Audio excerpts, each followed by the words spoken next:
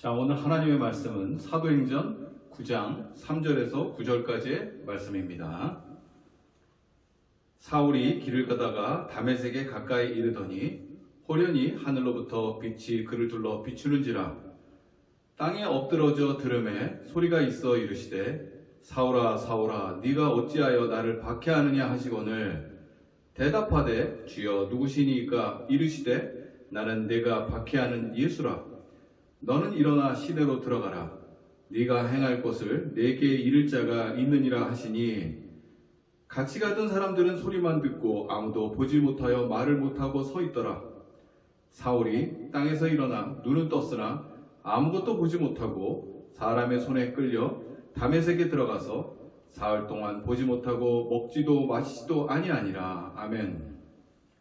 몇 년 전부터 세계적으로 유행하는 단어가 있는데 그것이 무엇인지 아십니까?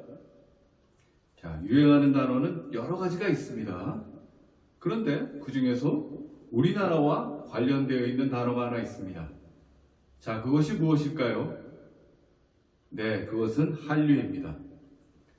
한국의 가요를 뜻하는 K-팝에 열광하는 전 세계 젊은이들이 한국의 문화를 선호하는 현상을 한류라고 하죠.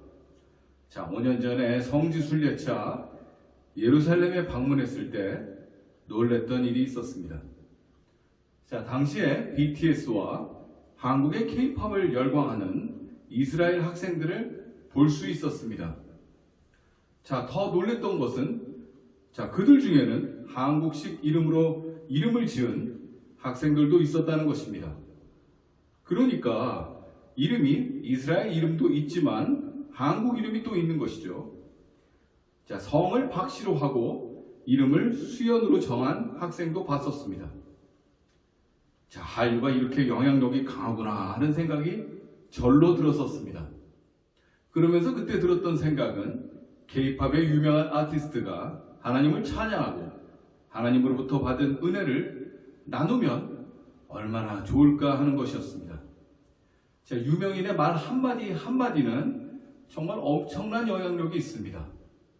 그래서 당시에 한류에 하나님의 선교가 합쳐지는 것을 생각했었던 기억이 있습니다. 2019년 10월 미국에서 가장 유명한 힙합 아티스트 중 하나인 전설적인 래퍼 카니에 웨스트는 그의 새로운 앨범 Jesus is King을 발표하게 됩니다. 여기 Jesus is King입니다. 앨범 이름에서부터 범상치가 않습니다. 자, 대중음악이라는 생각이 들지 않을 정도로 이것은 교회에서나 불릴 법한 제목이죠. 이 앨범은 당당히 빌보드 차트 1위를 무려 5주 동안 달성하고 그리고 빌보드 차트, CCM 차트도 석권해버립니다. 자, 카니에 웨스트는 이미 미국 대중음악의 최고 권위를 자랑하는 그래미 어워즈를 21회나 수상한 전설적인 힙합 아티스트입니다. 그런데 그가 2019년에 하나님의 은혜로 회심하게 됩니다. 이후 그는 기독교 음반을 발표하게 되고 복음 집회에 참석하며 그의 콘서트장은 하나의 찬양 집회로 탈바꿈하게 됩니다. 정말 엄청난 일이 벌어지게 된 것이죠. 자, 원래 카니에 웨스트는 기독교인이 아니었습니다. 그의 예전 음악들은 지독히 상업적이었고 심지어는 악마주의적 음악도 있었으며 프리메이슨, 일루미나티라는 설이 돌 정도로 사타니즘의 음악을 추구했던 뮤지션이었습니다. 미국 대중음악의 패턴이 이런 형태가 워낙 많다 보니 자, 그의 음악도 이렇게 유행 따라 갔던 것입니다. 그러면서 그도 타락해 갔습니다. 그러다가 일루미나티 쪽의 음악을 하게 되고 그들로부터 살해 협박까지 당하게 됩니다. 돈과 명성은 얻었지만 그에게는 죽음의 공포와 주술사들로부터 영적 공격까지 당하게 되면서 그는 차츰 삶의 희망을 잃어가고 있었습니다. 그러다가 2019년에 극적으로 예수님을 만나게 됩니다. 자, 예수님을 영접함으로 해서 그의 삶에는 변화가 시작되었습니다. 어둠과 죽음의 공포는 예수님께서 빛으로 오셔서 그는 그분에게 모든 것을 맡기게 됩니다. 그리고 그 자신은 그분을 찬양하기 위한 도구임을 고백하게 됩니다. 카니에 웨스트의 회심으로 인해 그의 기독교 음반은 세계적으로도 히트를 치게 되며 그는 팝계의 예수님 전도사로 나서게 되죠. 자, 그의 영향력은 미국뿐만 아니라 전 세계적으로도 엄청납니다. 그의 신앙 선언은 이제 다른 유명인에게도 전염되기 시작했습니다. 퇴폐와 음란과 폭력적인 것으로 가득했던 미국의 대중음악에 하나님의 큰 역사가 시작된 것입니다. 정말 얼마나 놀라운 변화입니까? 미국의 여러 목사님들은 미국의 대중문화가 이렇게 타락함으로 인해서 미국의 기독교 전통이 무너질 것이라고 오래전부터 경고했었습니다. 그런데 카니에 웨스트 이 한 사람의 회심이 이러한 우려를 바꾸고 있습니다. 카니에 웨스트의 음악을 듣고 감명받아서 예수님을 영접하는 사람들이 늘고 있습니다. 이 한 사람의 회심이 하나님의 놀라운 기적이 되고 그것이 온 열방을 퍼져나가기를 축원합니다. 오늘 성경 말씀 속 주인공은 사도 바울입니다. 이방인의 사도인 바울의 회심 이야기는 너무나 유명해서 신앙이 어느 정도 있으신 분들은 다 아시는 이야기입니다. 원래 바울의 이름이 사울이었는데 이 사울은 앞서 다뤘던 스데반의 순교 때 처음 등장합니다. 사도행전 7장과 8장에 등장하죠. 자, 사울은 디아스포라 유대인이었습니다. 그는 소아시아의 다소라는 지역에서 태어났습니다. 이 다소 지역도 보시면 지진이 이쪽에서 났죠. 다소, 안디옥. 피해가 극심했던 안디옥에서 가까운 지역입니다. 그러니까 사울의 아버지가 로마 시민권자였기 때문에 그도 로마 시민권을 상속받게 됩니다. 로마 시대에는 로마 시민권 있는 것은 아주 특혜 중 특혜였죠. 쉽게 말하자면 귀족층이라는 것이죠. 그러니까 이 사울은 어릴 때부터 이 로마 시민권자였기 때문에 고급 교육을 받게 됩니다. 일반인들과 다르게 고급 교육을 받게 되죠. 자, 유대인이고 바리새파 쪽이었으므로 유대인의 토라 교육에 어릴 때부터 매진하게 되는 것이죠. 그리고 그는 예루살렘으로 가서 가말리엘의 문화에 들어갑니다. 가말리엘. 들어본 이름인데요. 네, 사도행전 5장에 나오죠. 5장 34절에 그의 이름이 등장합니다. 바리새인 가말리엘은 율법 교사로 모든 백성에게 존경을 받는 자라. 아멘. 가말리엘은 공회에서도 인정한 율법 교사라 칭하고 있습니다. 당시 가말리엘의 교육이라면 현재 우리나라로 대비하면 서울대에 들어간 것으로 생각할 수 있죠. 자, 사울은 최고의 교육기관을 마쳤고 거기다가 귀족층이라 할 수 있는 로마 시민권자였으니 그는 당시 예수님께서 십자가에 달리신 것을 너무나 당연하다고 생각했던 사람 중 하나였습니다. 자, 그런 그에게 집사 스데반이 성남 무리들에게 의해 죽어가고 있었습니다.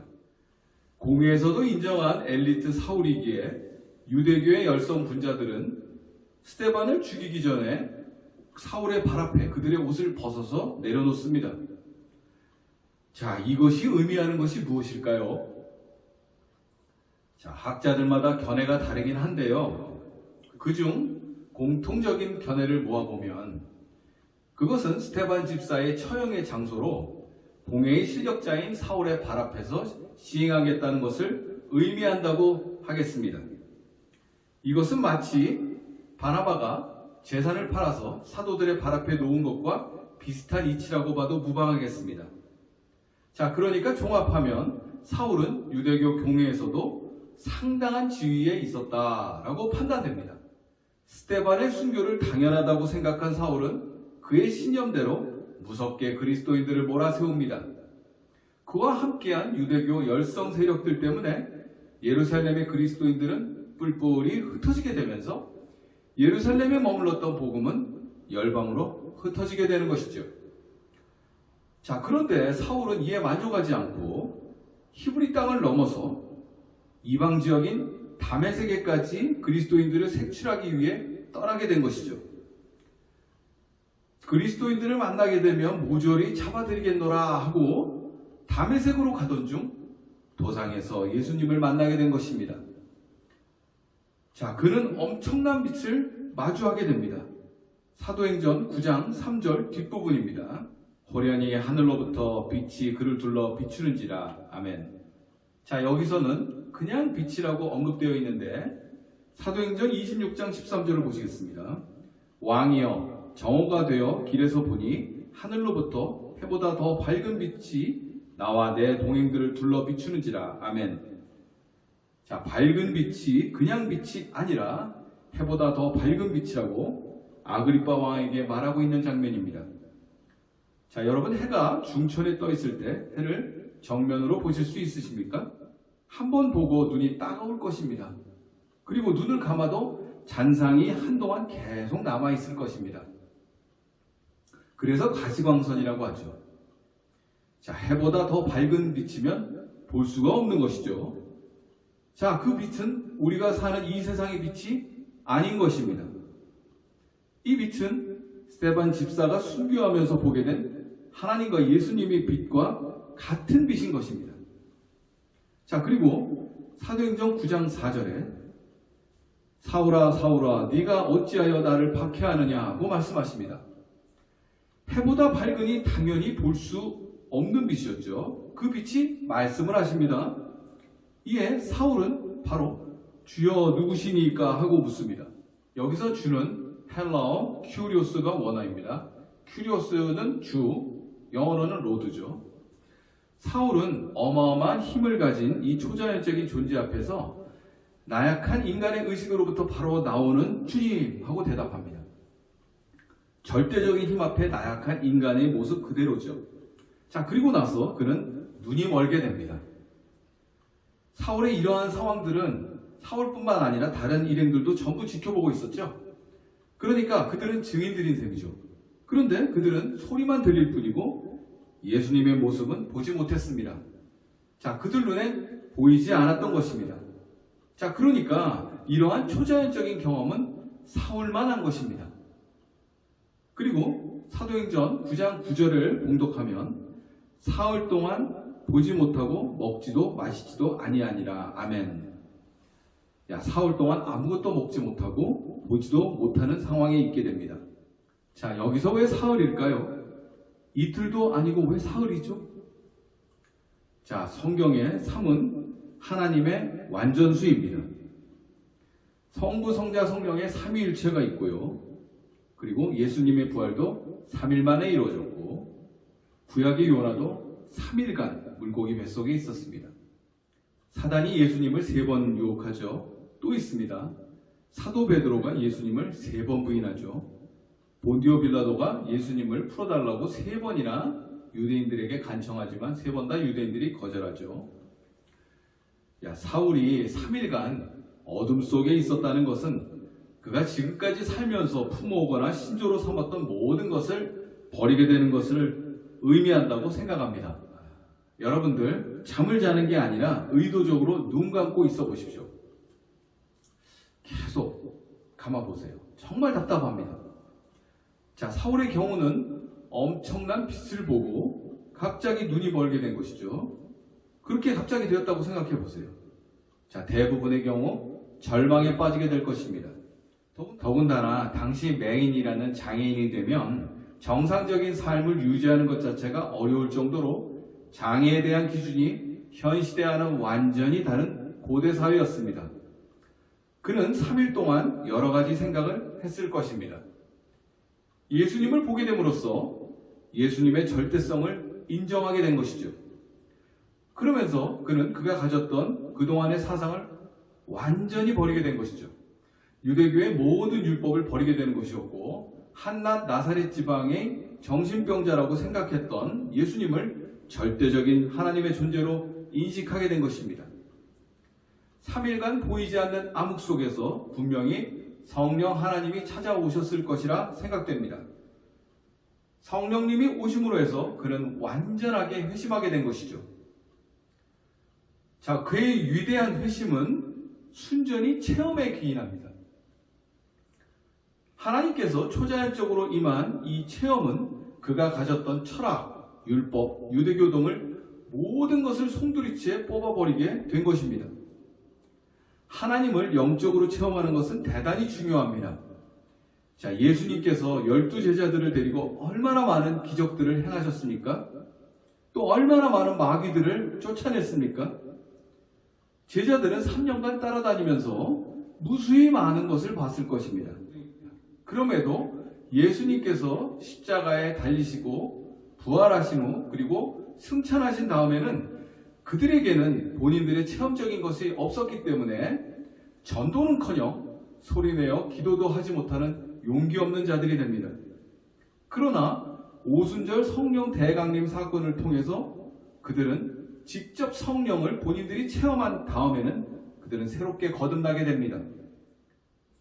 예수님께서는 요한복음 3장 5절에 사람이 물과 성령으로 나지 아니하면 하나님 나라에 들어갈 수 없느니라. 아멘. 결국 회심으로 인해 새롭게 변화되고 새롭게 태어나는 것입니다. 자, 고린도후서 5장 17절엔 그런즉 누구든지 그리스도 안에 있으면 새로운 피조물이라. 이전 것은 지나갔으니 보라 새 것이 되었도다. 아멘. 그리스도 안에 있으면 새로운 피조물이 되어 이전과 다른 새 사람이 되는 것입니다. 회심 이전엔 사울이지만 새롭게 태어난 그는 이제 사울이 아닙니다. 바울인 것입니다. 이제 목숨이 위험한 전도와 선교를 두려움 없이 하게 된 것입니다. 바울은 자신이 그토록 잡아들이려고 했던 그리스도인들과 함께 예루살렘 교회에 참여하게 됩니다. 자, 예수님을 직접 만나지는 못했지만 예수님을 영적으로 만나게 된 영적 체험을 통해서 그는 그리스도인으로 완전히 거듭나게 된 것입니다. 때는 1899년 1월의 몹시 추운 겨울날 조선의 중재인들만 가두는 한성 감옥에서 24살의 젊은이가 한 사람이 있었습니다. 그는 영어를 배우기 위해 배제학당에 입학하였습니다. 그곳에서 그리스도인은 되지 않았습니다. 오히려 복음에 대해서 적대시했습니다. 그는 단지 영어를 배우기 위해 배제학당에 들어간 것입니다. 그 시대에 영어를 배우려고 한 양반은 매우 드물었습니다. 대부분의 양반들은 한학과 유학만이 학업의 유일한 길이라고 생각했습니다. 하지만 그는 큰 뜻을 품고 있었습니다. 영어를 배워서 외국 문물을 배우고 싶었습니다. 그리하여 조선을 변화시키고 싶었습니다. 그러던 중 일본에 대항하는 투쟁을 하게 되고 체포되어서 감옥에 투옥되게 됩니다. 배제학당에서 그를 전도하려고 했던 선교사들의 권유에도 꿈쩍하지 않았던 그는 갇힌 감옥에서 예수님을 만나게 됩니다. 그는 조선의 양반들 가운데 최초로 기독교를 믿는 기독교인이 됩니다. 한성 감옥에서 얼려서 죽이는 사형이 집행되어 여기저기서 사람이 죽어갔을 때 그는 성령 체험을 하게 됩니다.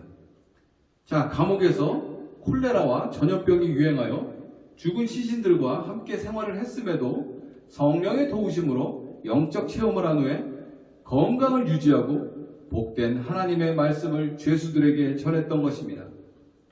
자, 그가 남긴 투옥 경위서에 이런 말을 남겼습니다. 나는 혼자 있는 시간이면 신약 성경을 읽었다. 전에 배제학당에 다닐 때 그 책은 나에게 아무 의미가 없었다. 어느 날 선교학교에서 어느 선교사가 하나님께 기도하면 하나님께서 그 기도에 응답해 주신다고 하는 말이 기억났다. 그래서 나는 평생 처음으로 감방에서 오 하나님 나의 영혼을 구해 주시옵소서 라고 기도했다. 그랬더니 금방 감방 안이 빛으로 가득 채워지는 것 같았고 나의 마음에 기쁨이 넘치는 평안이 깃들면서 나는 완전히 변한 사람이 되었다. 그때까지 내가 선교사들과 그들의 종교에 대해 갖고 있었던 증오감 그리고 그들에 대한 불신감이 사라졌다. 나는 그들이 우리에게 자기들 스스로 대단히 값지게 여기는 것을 주기 위해서 왔다는 것을 깨달았다. 성령 하나님이 그에게 임했던 것입니다. 또한 당시 조선 전역에 기독교를 믿는 사람들 중 남자만 총 40명 정도 됐었는데 대부분이 천민 또는 백정 등 사회 하층민들이 주류를 이루고 있었습니다. 그런 상황에서 양반이 최초로 복음을 받아들인 것입니다. 그는 과연 누구일까요? 네, 그는 여러분들이 잘 아시는 대한민국 초대 대통령 이승만입니다. 청년 이승만은 유교를 과감히 버리고 복음을 받아들여 조선 땅의 민족 복음화를 위해 기도하게 되고 감옥에서 전도를 하게 되어 전도왕이 됩니다. 이후 그는 조선을 기독교 국가로 만들기 위한 평생의 노력을 하게 됩니다. 자, 1903년 27세의 청년은 개신교 신도였던 오순영의 전도로 복음을 받아들이고 세례를 받게 됩니다. 그는 어린 시절 유학을 배웠으며 아버지로부터 풍수와 관상학을 배웠습니다. 그리고 소년 시절이 되어서 동학에 심취하게 되어서 동학에 입도하여 소년 잡주가 되어 유학과 싸우게 됩니다. 그리고 이제 청년이 되면서 의병, 일본군에 대항하는 의병이 되어서 일본 군인을 죽였는데 잡히게 되면서 사형 언도까지 받게 됩니다. 근데 사형 언도를 받고 감옥에 투옥해 있었는데 감옥을 탈옥하여 절로 도망가서 승려 생활을 하게 됩니다. 승려까지 하고 파란만장한 삶을 살았던 이 청년은 그리스도인이 된 이후 그가 소천할 때까지 하나님의 자녀로서 신앙을 잃지 않았었습니다. 그는 독립운동가 김구입니다. 김구는 독실한 크리스천이 되어 상해 임시정부 시절 의거를 앞둔 윤봉길 의사에게 성경 구절을 인용해 격려하기도 했습니다. 또 그는 만일 하나님이 우리와 함께 하신다면 누가 우리를 대적할 수 있겠느냐라는 구절을 중국어로 바꾸어 친필 휘호를 남기게 됩니다. 자, 해방 이후 그는 남대문교회의 김치선 목사와 함께 매일 새벽 6시에 새벽 기도를 드리는 독실한 신자로서 신앙생활을 이어가게 됩니다. 대한민국 건국의 거대한 두 기둥인 이승만과 김구, 서로 다른 듯하지만 하나님을 열렬히 믿는 하나님의 자녀라는 점은 동일합니다. 두 사람의 위대한 회심이 있었기에 개신교가 우리나라에서 크게 부흥하게 된 것입니다. 유교와 동학 그리고 불교가 한국민들에게 뿌리 깊게 자리 잡고 한국인들의 마음이 열리지 않았을 때 민족의 대표자였던 이승만과 김구의 복음의 헌신은 대한민국 복음화를 앞당기게 된 것입니다. 복음의 전도자라 할 수 있는 여러 선각자들이 있었지만 이 두 사람이 주님을 향한 열렬한 믿음이 절대적으로 영향을 끼쳤다 해도 과언은 아닐 것입니다. 사도 바울의 다메섹 도상에서의 회심은 유대인에게만 머물렀던 복음을 로마 전역에 전파하는 촉매제 역할을 한 것입니다. 이방인의 사도인 바울의 헌신은 그가 영적인 체험을 했기에 가능했던 것입니다. 세계적인 래퍼 뮤지션 카니에 웨스트도 마찬가지입니다. 2019년에 주님을 인격적으로 만나게 되고 영적 체험을 한 후 그는 변하게 되었습니다. 주님을 만나기 전에는 세상적인 음악을 했으나 주님을 만나고 난 이후부터는 그는 달라지게 되었습니다. 그의 음악엔 하나님에 대한 찬미가 담겼고 모든 영광을 하나님께 돌리게 된 것입니다. 대한민국 건국의 두 영웅 이승만과 김구, 이 두 사람의 위대한 회심이 있었기에 대한민국에서 복음은 큰 부흥을 가져오게 된 것입니다. 여기에는 모두 성령 체험이 있었습니다. 성령이 불로 뜨겁게 임해서 그들 모두 새롭게 거듭난 것입니다. 여러분 중에는 체험신앙의 은혜를 전하는데 말씀 하면서 체험신앙을 전하는 것을 무지한 사람으로 취급하면서 무시하고 멸시하는 분들을 경험하셨을 수도 있습니다. 그들은 자신이 상당한 지성인 척하면서 신앙적 우월감으로 가르치려 듭니다. 그로 인해 마음이 상해본 경험이 있으셨던 분도 계실 것입니다. 말씀하며 말씀만을 강조하는 그분이 성경 말씀에 기록된 여러 가지 체험 신앙을 깨달았다면 하나님의 섭리 안에서 특별한 경우 환상과 꿈과 초자연적인 방법으로도 주님께서 음성을 주심을 알아야 합니다. 물론 시도 때도 없이 환상을 보고 꿈을 꾸고 예언을 하는 것은 혼적인 생각들이 있는지 또는 무당이 영인지 체크할 필요는 있겠습니다. 우리는 말씀을 한문으로만 받아서 은혜 받으시는 분들에게는 그렇게 들려주시지만 바울처럼 학문으로는 바리새인으로밖에 살 수 없는 율법주의자들처럼 사는 분들은 이단이나 사이비에도 있습니다. 체험신앙만 있거나 말씀신앙만 있는 것보다 좌로나 우로나 치우치지 않는 양쪽 날개로 균형 있는 신앙심은 우리를 더욱 안정적으로 이끌 것입니다. 우리는 주님께서 주신 말씀 안에서 상황에 따라 레마로 말씀을 받습니다. 성령 충만이 없으면 말씀을 알아도 엉뚱한 말씀을 적용해 낭패를 줄 수 있습니다. 또한 말씀을 모르고 체험신앙만 있는 것은 이단이나 사이비로 갈 수 있습니다. 마음밭에 따라 어떤 이는 말씀으로 치유자, 위로자가 되고 어떤 이는 말씀으로 언역폭력자, 살인자가 됩니다. 말씀은 양쪽의 날선 검과 같습니다. 말씀은 예리한 칼과 같아서 어떤 이는 병든 사람을 고치는 의사가 쓰는 도구가 되고 어떤 이는 멀쩡한 사람을 죽이는 살인자가 쓰는 도구가 됩니다.